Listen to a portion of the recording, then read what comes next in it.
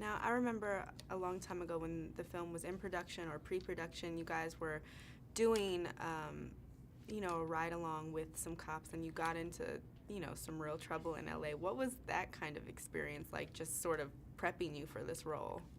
Oh yeah, I mean, well, first. I mean, well, I grew up in like the ghetto. I mean, you could say, or like a, lower class income.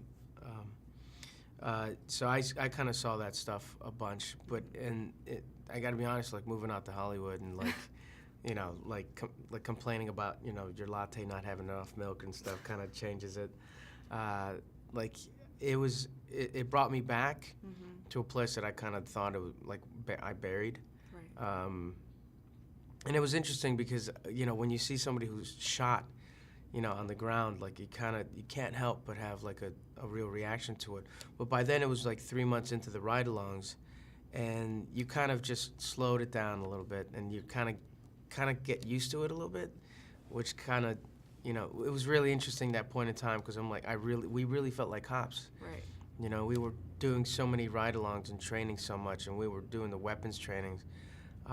Like you can't help, and plus you're hanging out with a bunch of cops and they're telling all their stories and giving each other a hard time, and so are we. Like we gave crap to especially Jake. Jake would really like give the cops. I'm like, dude, buddy, do you realize that there's still sheriffs and LAPD? And he's like, I don't care, which I mean set the tone in a way.